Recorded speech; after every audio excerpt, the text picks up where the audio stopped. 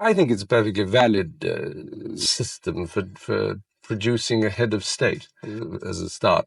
Not only that, it exists, and it has been very successful for 1,000 years. It has the advantage that it involves a whole family, which means that there are different age groups are part of it. The royal family is no stranger to whispers of secrets locked away behind palace walls, but few have stirred as much intrigue as the revelation of Prince Philip's final wish.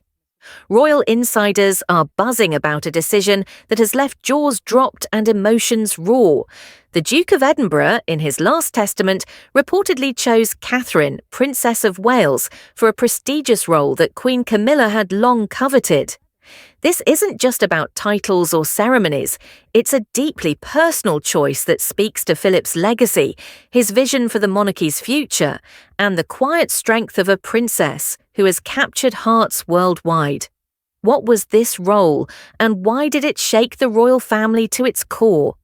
Let's unravel the story step by step and discover why this moment matters so much. Stick with us until the end for the full reveal, and don't forget to stay tuned for more royal insights. There's something undeniably special about Prince Philip's legacy.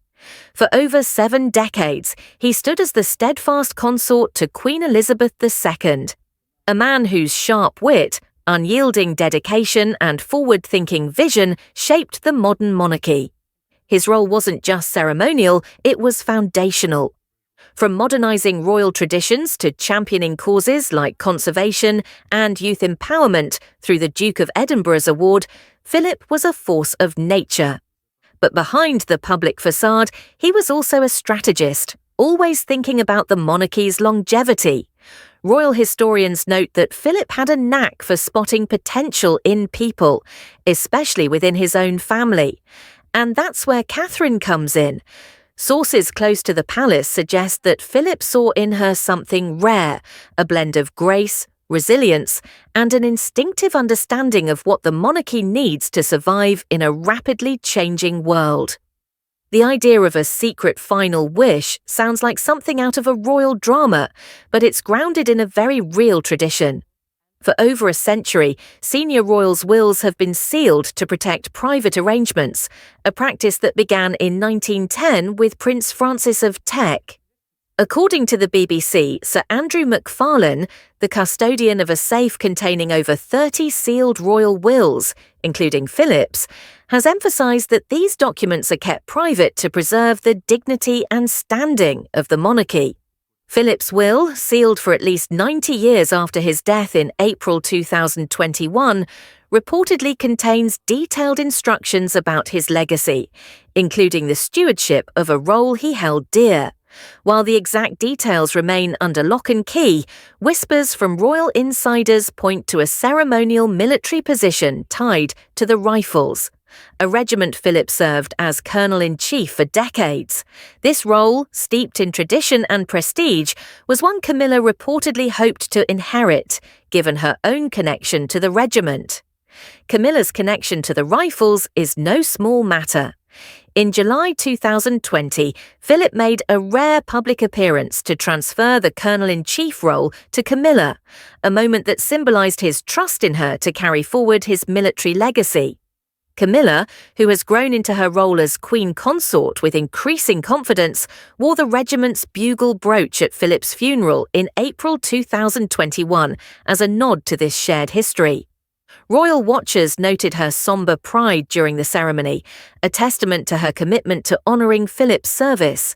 Yet, despite this public handover, sources suggest Philip's private wish was different.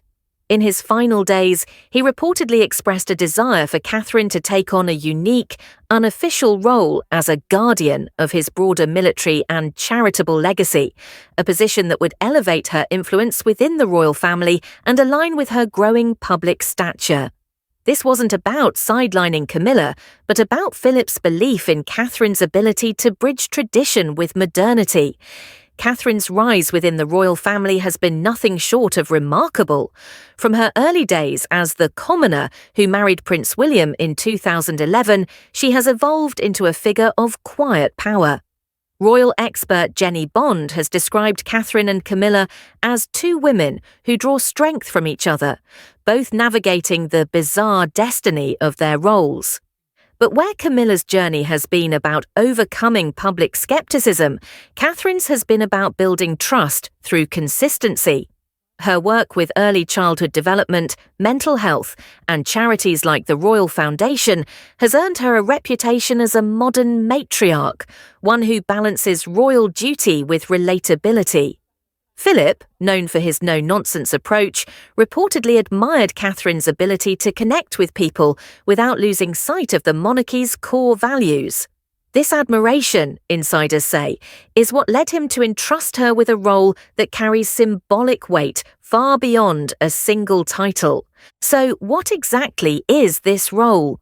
While the details remain closely guarded, sources suggest it involves overseeing the legacy of the Duke of Edinburgh's award, a programme Philip founded in 1956 to empower young people through adventure, service, and skill building. The programme, which operates in over 130 countries, was one of Philip's proudest achievements, reflecting his belief in resilience and self-reliance. Catherine's focus on youth and mental health aligns perfectly with the award's mission, making her a natural fit. But there's more to it. The role also includes a ceremonial connection to the Rifles, not as Colonel-in-Chief, but as a patron who champions the regiment's values and history. This dual responsibility, blending charity and military tradition, would position Catherine as a unifying figure, someone who can carry Philip's vision into the next generation. It's a role Camilla, with her extensive duties as Queen Consort, might have found challenging to prioritise, despite her deep connection to the regiment. The emotional weight of Philip's decision can't be overstated. For Catherine, being chosen for such a role is both an honour and a responsibility. Royal insiders describe a moment shortly after Philip's death when Catherine was informed of his wish. The scene was understated but poignant. A private meeting at Kensington Palace, with William by her side, as senior aides shared the Duke's intentions. Catherine, known for her composure, was reportedly moved to tears, not out of pride, but out of respect for the trust Philip placed in her. For William, the moment was equally significant. Philip was a towering figure in his life, a grandfather who shaped his understanding of duty.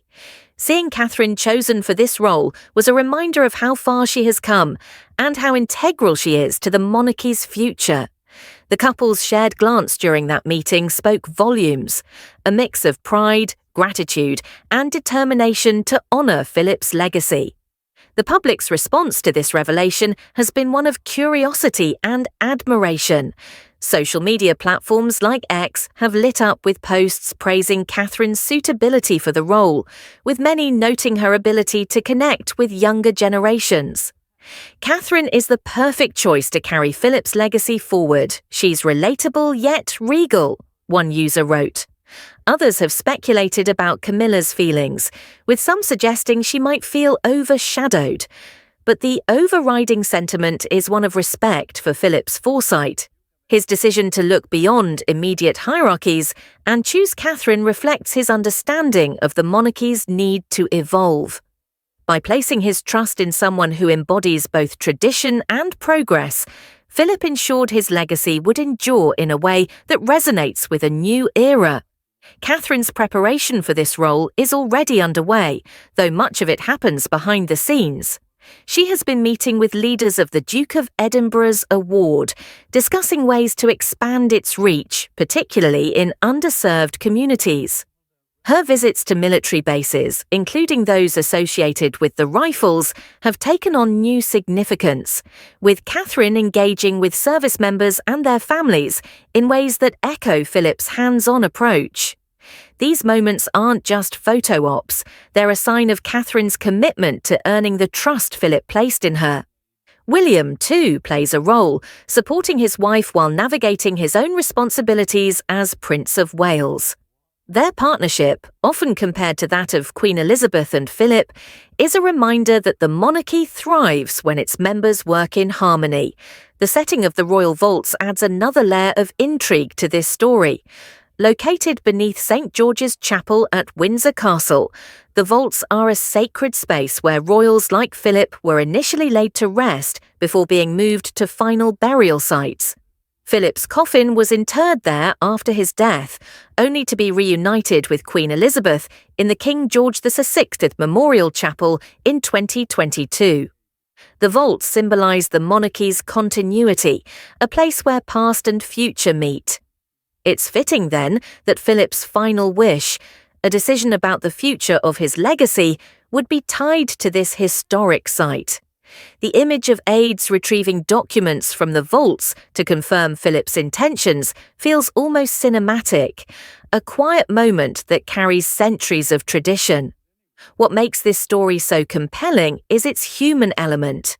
Beyond the titles and ceremonies, it's about a grandfather's belief in a young woman's potential, a husband's pride in his wife, and a queen's quiet strength in the face of change.